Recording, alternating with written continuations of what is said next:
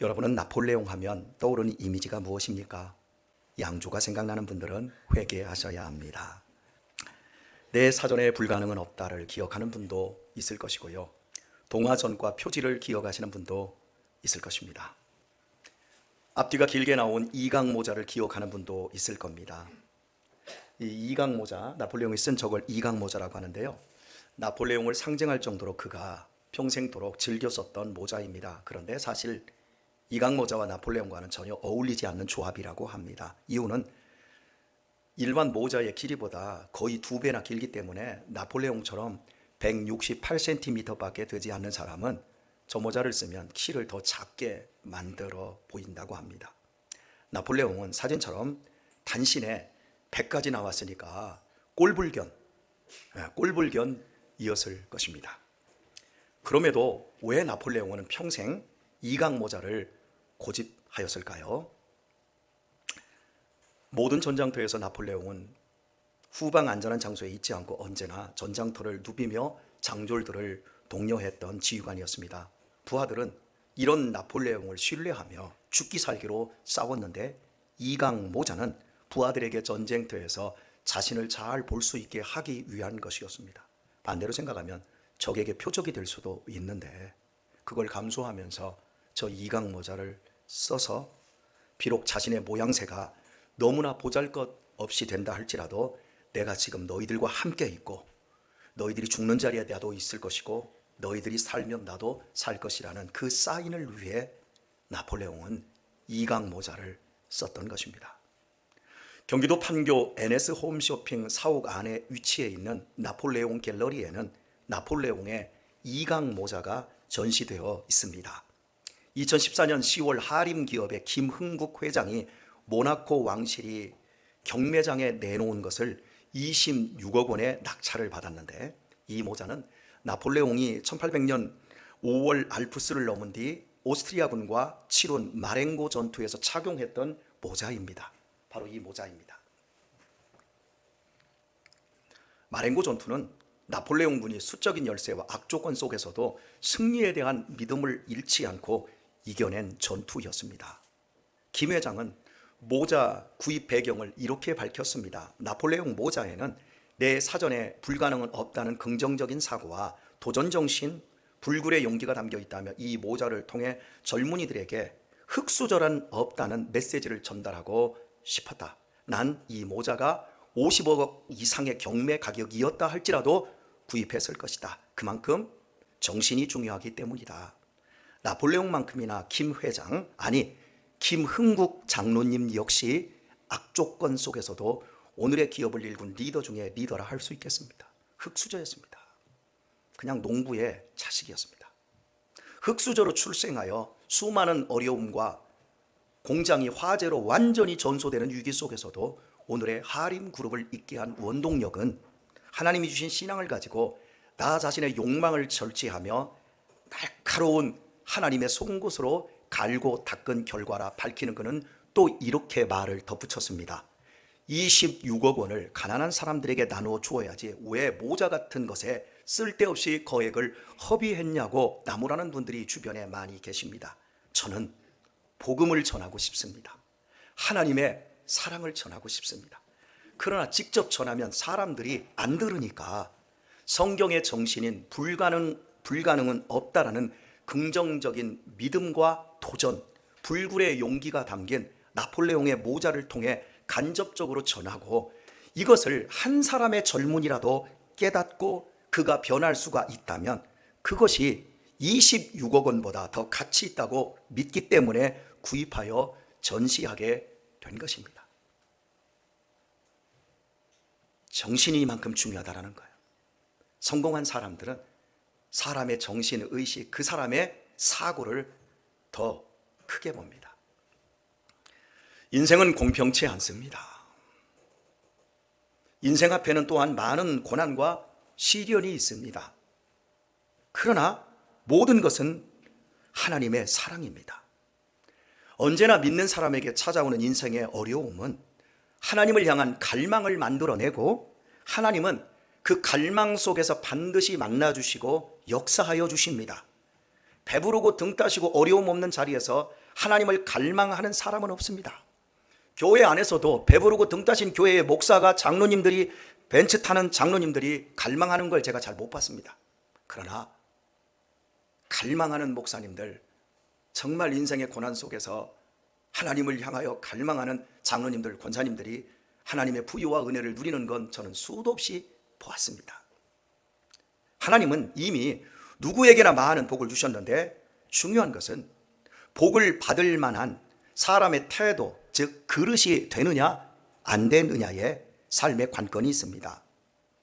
부정적인 사람은 99%의 확실성과 가능성이 있어도 1%의 불가능성과 위험성이 있으면 구태의연을 버리지 못하고 그 1% 때문에 도전을 않는답니다. 놀랍지 않습니까? 99% 확실하고 99%가 다 가능성이 있는데 1%의 불확실성을 그걸 선택한다는 거예요. 그러니까 사람의 사고가 얼마나 중요한 거예요. 날마다 기회는 수없이 흘러가는데 그것을 잡지를 못해요. 심지어 들어온 기회조차 차버리는 거예요.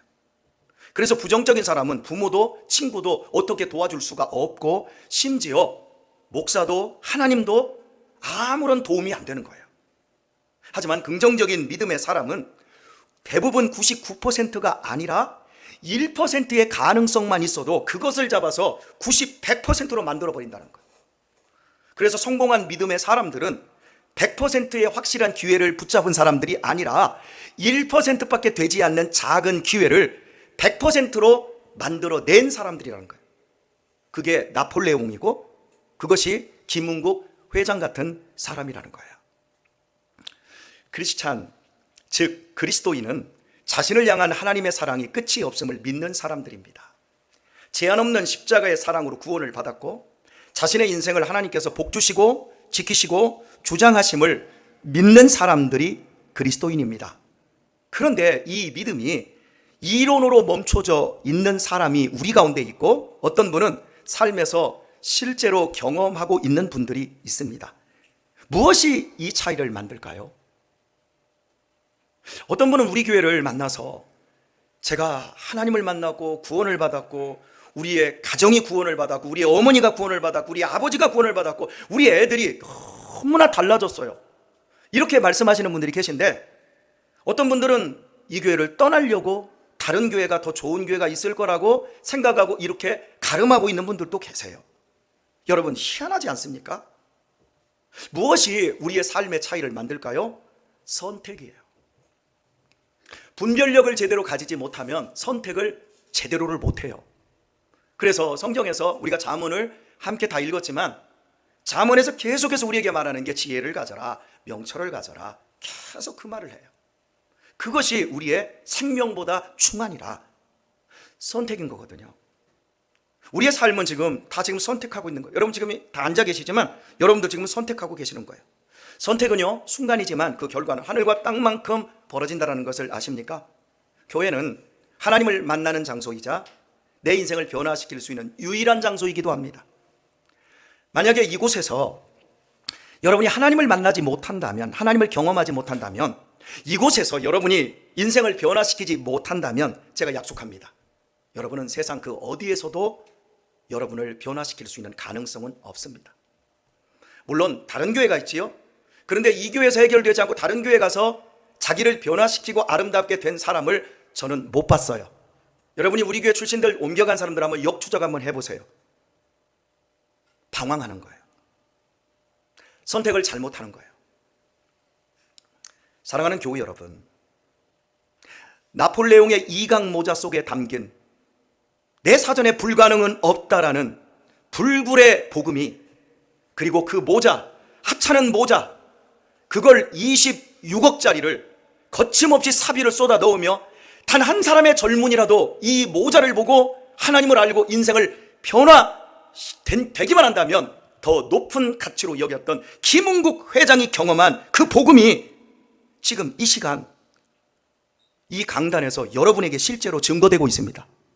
감격이 되십니까? 여러분은 단순한 교훈으로, 지난주와 같이 지나가는 교훈으로 오늘 목사님 나폴레옹에 대해서 알려주셔서 감사해요. 26억짜리군요. 단순한 교훈으로 정보로 받을 것인가? 아니면 내 인생을 유일하게 축복으로 받길 위대한 하나님의 말씀으로 오늘 받을 것인가? 여러분의 믿음대로 되어질 것입니다. 여러분이 믿는 만큼만 영광의 크기도 결정이 될 것입니다. 오늘 본문은 주님께서 비밀리에 예루살렘에 올라가신 것과 초막절에 예루살렘의 근황에 대해서 전해주고 있습니다. 유대인들은 예수님을 찾아다니고 있고 군중들은 예수님에 대해 수군거리고 있습니다. 그런데 함부로 말을 하고 있지는 못합니다. 이런 상황으로 미루어 볼 때 초막절에 모여든 사람들의 최대의 관심은 예수님이었습니다. 3년 가까운 기간 동안 신적인 기적을 행하는 예수님에 대한 소문은 갈릴리를 넘어 지중해 일대에 널리 퍼져 있었던 것입니다. 왜요? 죽은 자를 살리거든요. 소경의 눈을 뜨게 하거든요. 앉은뱅이를 이렇게 세우거든요. 무리를 걷거든요. 오병의 기적으로 5,000명을 먹이고도 12광주를 남기거든요. 별하별 일들이 일어나니까 이게 지금 사람들에게 소문이 다 나버린 거예요. 그리고 예수님은 성전에 올라가셨다가 한번 성전에 모여있는 엄청나게 많은 인파들이 있는 가운데 성전을 정화하신 일로 유대인들과 심하게 부딪혔고요. 그리고 바로 이 오늘 본문의 직전에 베데스다 연못에서 38년 동안 꼼짝 못하고 누워있던 병자를 일으켜 세운 일로 놀라운 파장을 일으켰기 때문입니다.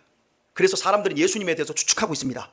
예수님이 좋은 사람이다, 아니면 무리를 미혹하는 사람이다, 이렇게 서로가 수군대고 있었습니다. 여기에서 신학적으로 좋은 사람이라는 말은 하나님께서 보내주신 분이라는 뜻이며, 미혹하고 있다는 것은 저 사람 거짓 선지자라는 뜻입니다. 예수님에 대한 많은 수군거림이 있었지만 모두 추측에 불과할 뿐 예수님을 정확하게 알고 있는 사람은 없었습니다. 사람들은 예루살렘에 있는 영적인 선생들에게 예수님에 대하여 물어보면 되는데 감히 물어보지 못하고 있었습니다. 왜냐하면 그들이 예수님을 죽일 만큼 싫어한다는 것과 지금 독이 올라서 예수님을 찾아다니고 있음을 그들이 알았기 때문입니다. 유대교의 선생들은 예수라는 갈릴리 청년이 예루살렘의 권위와 전통에 도전한다고 생각하고 있었습니다. 감히 성전에서 행패를 부리고 버젓이 안식일법을 어기는 갈릴리 촌놈을 용납할 수가 없었습니다. 이번 명절에도 어떤 도발로 자신들의 신앙적 권위를 손상하게 할지 모르기 때문에 독이 올라 지금 찾아다니고 있었습니다. 이런 상황으로 볼 때 초막절의 예루살렘은 마치 수많은 양들이 가득 들어있는 거대한 양우리였습니다. 양들이 낮에는 흩어져서 풀을 뜯지만 저녁 때가 되면 양우리로 들어와서 목자의 보호 아래 쉼을 갖는 곳이 양우리였습니다. 평소 예루살렘은 5만 명 미만의 도시였지만 명절에는 해외에서 모여들어 200만에서 300만 명 이상의 대도시로 폭증을 해버렸습니다. 사람들이 예루살렘에 이렇게 많이 모여드는 이유는 하나님으로부터 죄의 용서를 받는 제사를 드리고 하나님의 말씀을 듣고 자신들의 인생을 새롭게 시작하기 위해서였습니다. 비록 흩어져 살고 있었지만 이때만큼은 하나님의 집으로 다 모여들어서 목자를 만나 다 내려놓고 쉬는 것입니다. 그런데 지금 현재 이 양무리들은 쉴 수가 없습니다. 독이 잔뜩 오른 목자들 때문에 고개를 푹 숙이고 궁금한데 눈치만 살피고 있습니다. 영혼에 참된 목자가 왔지만 그들은 그 목자가 진짜 선한 목자인지 가짜인지 물어볼 수가 없습니다. 제사장들과 서기관들은 예수님이 오기까지 400년 이상 예루살렘에서 권위 있는 목자들로 그 역할을 해오고 있었습니다. 그들은 하나님의 말씀대로 제사를 드리고 하나님의 말씀을 가르치는 신실한 사람들이었습니다. 그들이 처음부터 포악한 것은 아니었습니다. 어려운 시대를 살면서 나름 하나님의 말씀을 잘 연구하고 가르치고 그 백성들을 위로하며 훌륭한 일들을 해냈습니다. 하지만 오랜 시간 목자 노릇을 하다 보니까 자신들의 정체성을 잃어버리고 말았습니다. 예를 들면 목사들이 거룩한 말씀을 자꾸 전하다 보면 말씀이 거룩한데 자기가 거룩한 줄을 착각해요. 그래서 자꾸 성도들과 갈라요. 그리고 자기의 내면과 자기의 허물과 죄를 못 봐요. 이렇게 되어지면 망가지기 시작하는 거예요. 마치 오늘 본문에 예루살렘의 지도자들이 이렇게 되어 있었어요. 양들을 잘 먹이며 하나님께로 인도해야 하는 사명을 잃어버리고 도리어 양들을 이용해 돈벌이를 하고 있었습니다. 무엇보다도 하나님의 뜻을 변절시켰습니다. 사람의 영혼을 죄와 사망에서 구원하는 것이 하나님의 뜻입니다. 아무리 환경이 좋고 아무리 시스템이 잘 갖추어진다 할지라도 우리 내면에 있는 죄를 해결하지 못하면 상황과 환경만 바뀔 뿐 여전히 싸우고 여전히 저주와 흑암 속에 처하는 것이 인생입니다. 우리가 농경시대를 거쳐서 산업화 시대를 거쳐서 오늘 이렇게 4차 산업혁명까지 왔는데 사람들이 더 외로워하고 더 싸나워졌어요. 지금은 엘리베이터에서 젊은 사람들을 만나면 제가 먼저 인사를 합니다. 제가 먼저 인사를 하면 저한테 이렇게 물어요. 저 아세요? 아니, 만났으니까 인사하는 겁니다. 기분 나빠요. 인사하지 마세요. 세상이 이렇게 바뀌었어요. 그러니까 좋은 옷 입고 예전보다 훨씬 우리의 삶은 윤택해졌는데 사람의 내면이 바뀌지를 않으니까 더 불편하고 더 힘들어지는 거예요. 그래서 하나님의 뜻은 사람의 영혼을 죄와 사망에서 먼저 구원해 내는 것, 이겁니다. 그런데 이 목자들은 하나님의 뜻을 로마로부터, 이 식민지로부터 정치적인 독립을 가져오는 것이, 그것이 하나님의 뜻이라고 하나님의 뜻을 변질시켜 버렸어요. 그래서 백성들을 정치적으로 선동하여 하나님의 뜻은 전혀 알지 못한 채 사람들이 예루살렘에 모이면 모일수록 폭력적으로 변하게 만들었어요. 여러분은 전 세계적으로 우리나라에 기독교 이단이 가장 많고 사이비 교주가 가장 많다는 것을 아시지요? 우리나라의 자칭 그리고 추종하는 예수가, 성령님이 50명이 넘습니다. 넷플릭스를 통해서 여러분이 보셨잖아요. 신이 된 사람. 그게 일부예요. 더 많은 이단들이 많아요. 그런데 그런 분들이 처음에는 신실했지만 조금 능력이 있다 하면 여지없이 자신이 성령이고 혹은 자신을 재림 예수라 하는 거예요. 또한 능력만 나타난다면 무조건 추종하는 엉터리 교인들이 너무나 우리 사회에 많은 거예요. 기독교 텔레비전을 보다 보면 한국교회의 이런 저급한 수준이 낱낱이 드러나요. 몇몇 대형교회 목사들의 믿음이란 단어로 포장된 욕망을 부추기는 설교에 성도들은 집단 최면에 빠져 아멘만 외치고 있어요. 의심을 버리고자 의식까지 놓아버립니다. 여러분, 의식을 놓으면 안 돼요. 의심은 버리시되 의식은 고취시켜야 되는 게 기독교 신앙인 거예요. 뿐만 아니라 한국교회만이 가진 부끄러움은 교회의 정치화예요.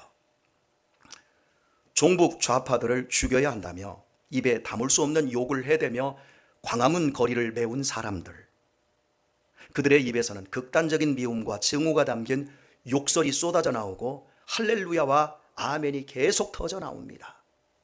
교도소 안에서 복역 중인 조폭보다도 더한 욕설과 협박이 아멘과 할렐루야에 섞여서 스피커를 통해 난무합니다. 분명 기독교를 대변하는 종교 집회이기에 더 거룩하고 엄숙해야 되는데 옆에서 바리케이트 하나 치고 집회하는 민주노총의 집회보다도 더 살벌합니다. 한번 여러분이 가서 확인 한번 해보세요. 저는 그 옆에 가면 얼굴이 화끈화끈거려요. 교회는 원천적으로 이익 집단이나 정치 단체가 되어서는 안 되는 이유는 십자가의 복음 때문이에요. 사람을 살리는 십자가의 복음, 예수 그리스도의 복음은 나를 죽여 너를 구원하는 생명의 도구이지 타자를 악마화하고 물리력으로 없애기 위한 도구가 아니에요. 그런데 우리 한국교회는 그동안 획득한 돈과 힘을 앞세워 정치 권력에 몰입된 소수 목사들의 폭력성으로 인해 수구 세력을 대변하는 정치 집단처럼 비춰지며 사회로부터, 특히 젊은 세대로부터 싸늘한 시선을 받고 있습니다. 물론 동성연애를 반대해야죠. 물론 낙태 반대 운동을 해야지요. 그러나 기독교의 명분적인 것을 아무리 말한다 할지라도 그걸 폭력이라고 하는 그릇에 담으면 그때는 복음이 아닌 거예요. 그건 정치지요. 결국 한국교회는 복음의 진정성을 잃고 사람들을 주님 앞으로 이끄는 일에 큰 어려움을 겪게 되었습니다. 한국교회가 이 지경이 된 가장 큰 요인은 생각하지 않기 때문입니다. 배우지 않기 때문입니다. 쉽게 믿고 복받고 쉽게 살려 하기 때문입니다.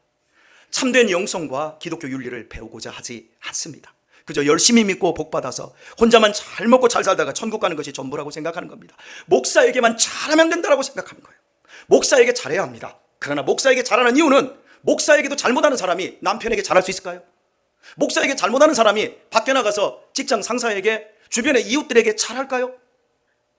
그걸 출발로 해서 우리의 삶의 지경을 확장하는 대로 가는 거예요. 주일 예배를 드리는 이유는 주일 예배를 드렸으니까 일주일은 내 멋대로 사는 것으로 가는 것이 아니라 주일 예배를 드림으로 말미암아 이 예배를 우리의 삶으로 월요일, 화요일, 수요일, 금요일, 목요일도 있어요. 예? 토요일까지 연결해서 삶으로 예배드리며 살라고 출발시키는 거예요. 그런데 배우려고를 하지를 않아요. 주님께서 우리에게 주신 우리 모두가 익숙하게 알고 있는 말씀입니다. 주님의 말씀입니다. 수고하고 무거운 짐진 자들아 다 내게로 오라 내가 너희를. 우리는 거기까지는 알아요. 그리고 이 말을 너무 좋게 생각해서 다 붙여놓고 살아요. 그런데 아십니까? 그 뒤에 말씀이 진짜예요. 이어지는 말씀은 이렇습니다. 나는 마음이 온유하고 겸손하니 나의 멍에를 메고 내게 배우라. 뭘 메요? 멍에를 메라. 짐이 무거워요? 멍에가 무거워요? 멍에가 훨씬 무겁습니다. 더 많은 짐을 짓는 것이 멍에입니다. 주님은 내게 와라 쉬게 해주겠다. 그런데 내 멍에를 보고 내게 배우라. 그러면 너희 마음이 쉼을 얻으리니. 뭐가 쉼을 얻어요? 우리의 마음이요. 돈이 있어도 쉬어지지 않는 마음, 직장에 들어갔는데도 쉬어지지 않는 마음, 결혼을 했는데 쉬어지지 않고 더더욱 부담되어지는 그 마음, 어떻게 할 수 없는 그 마음, 옛날에 죄책감에 사로잡힌 그 마음, 흙수저로 태어나서 지금까지 원망과 분통 속에 살았던 보상받지 못한 그 괴로운 그 마음 내가 쉬게 해줄게. 너 상처, 너 절망, 내가 그 마음 쉬게 해줄게. 그런데 그 마음의 쉼, 영혼의 쉼은 쉬지 않고 몸만 쉬려고 해요. 그래서 오늘날 교회들이, 권사님들이 밥을 안 해요. 송탄의 교회들, 대부분의 교회들이 밥을 안 해요. 우동 먹고 있어요. 국수 먹고 있어요. 그것도 지금 못하고 있대요. 그래서 송탄에서 가장 큰 교회는 아예 아무것도 안 해요. 배우지를 않아서 그래요. 너희 마음이 쉼을 얻으리니 이는 내 멍에는 쉽고 내 짐은 가벼우니라. 주님의 말씀 그리 간단하지 않습니다. 한번 읽고 들은 것으로 되지 않습니다. 말씀을 곱씹고 곱씹어도 알기 어려운 말씀입니다. 시간을 내서 배워야 되고 오랜 시간 온 삶으로 고난과 시련을 통과하지 않으면, 에너지를 쏟지 않으면 절대로 알 수 없는 진리들이 많습니다. 그런데 욕망을 부추기는 축복이라는 값싼 말에 그저 아멘만 잘하면 좋은 믿음인 줄 아는 거예요. 말 잘하는 목사, 나와 정치적인 코드가 맞으면 무조건 할렐루야 아멘 하는 것으로 하나님이 기뻐한다고 생각합니다. 하나님은 어떻게 생각하든지 우리 목사님이 나를 인정해주면 돼, 이런 저급한 풍조로 인해 우리 한국 교회는 예수님의 십자가 복음을 짓밟는 이단들과 정치 목자들이 판을 치게 된 것입니다. 그래서 바른 믿음으로 살고자 고민하는 성도들의 근심이 매우 많습니다. 갈등이 깊습니다. 마치 초막절의 예루살렘의 분위기처럼 그 사람 좋은 사람이야? 미혹하는 사람이야? 하면서 수군거리면서 불안해하고 있는 것과 똑같습니다. 그래서 오늘날 몇몇 성도님들은 저에게 이렇게 묻습니다. 목사님, 아무개 목사라는 분이 이러이러하는데 목사님은 어떻게 생각하십니까? 제게 이렇게 물어요. 고맙습니다. 굉장히 잘하는 거예요. 오늘 아침에 일부 예배 전에도 모 권사님이 저한테 묻더라고요. 자꾸 물어야 돼요. 물을 수 있다는 건 배울 수 있다는 가능성이 열려 있는 거예요. 물어야 합니다. 아멘이라고 외치는 것뿐만 아니라 말씀대로 믿고 말씀대로 제대로 사느냐가 더 중요하기 때문입니다. 그러므로 끊임없이 묻고 확인해야 돼요. 여러분의 한 번뿐인 인생과 영혼을 위해서 반드시 물어야 돼요. 신앙생활에 궁금한 것, 두리뭉술하게 소견에 오른 대로 살지 말고 적극적으로 배워야 합니다. 남편 된 것이 무엇이고 아내의 자리가 무엇인지 배워야 합니다. 아버지가 어떻게 살아야 하는지 배워야 합니다. 여자는 임신을 하는 순간 자연스럽게 어머니가 됩니다. 그러나 아버지는 낳았는데도 아버지가 뭔 줄을 몰라요.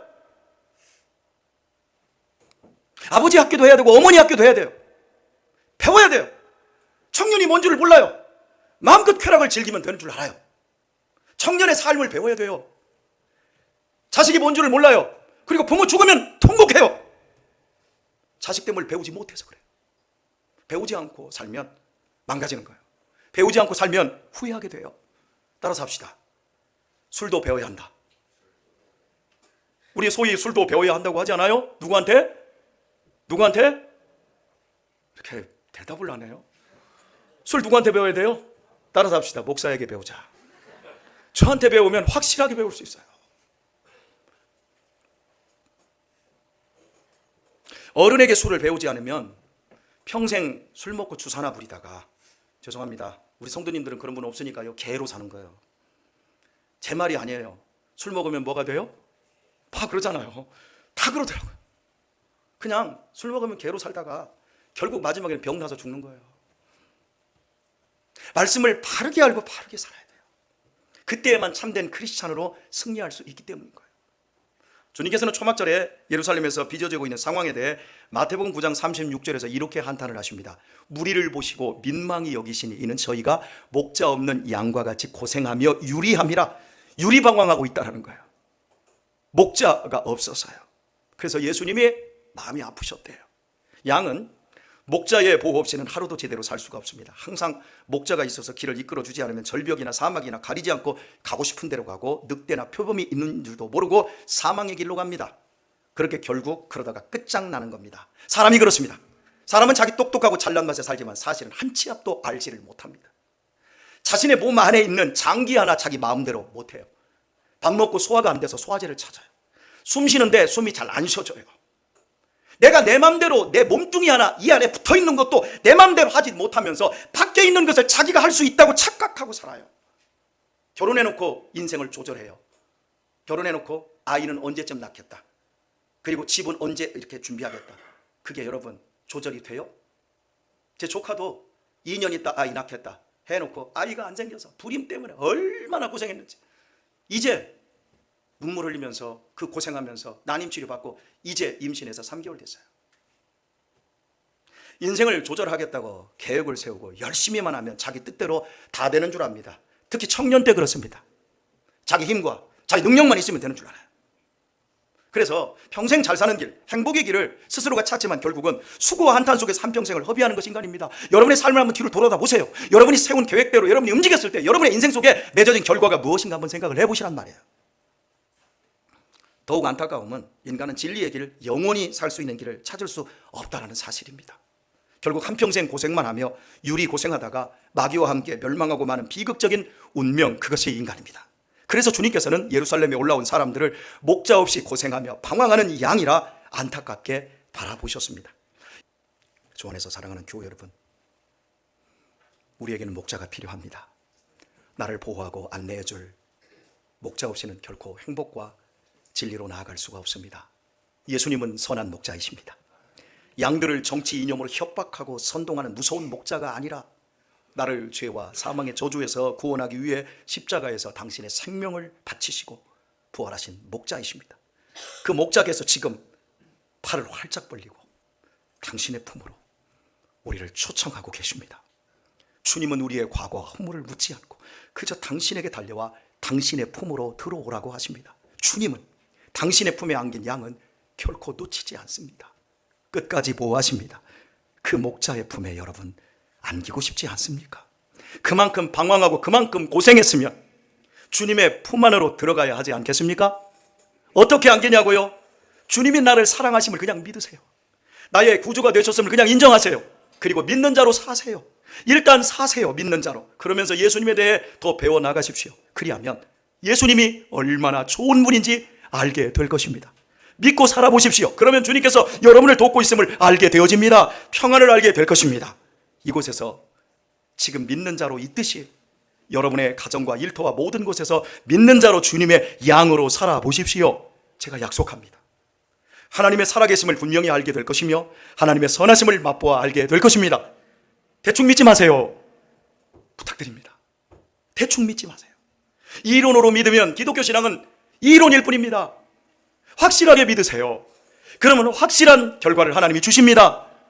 믿음은 영광을 볼 것입니다. 오직 하나님은 믿음을 통해 일하시고 믿음을 통해 복을 주시기에 오직 믿음이 중요합니다. 주 안에서 사랑하는 교회 여러분, 오늘의 말씀이 목자 없이 고생하며 살았던 분들에게는 참된 목자의 품에 안기는 여러분 인생의 결정적인 날이 되시고 일찍부터 주님의 품에 안겨 살아오신 분들에게는 오늘의 설교가 주님의 위로와 뜨거운 격려로 들려지시기를 바랍니다. 그리하여 인생의 순례길을 마친 후에 천국 가는 그날이 오면 그날 우리의 남은 인생이 더욱 아름답게 변하여서 감사와 기쁨으로 주님 나라로 이사할 수 있기를 우리 주 예수님의 이름으로 축원합니다.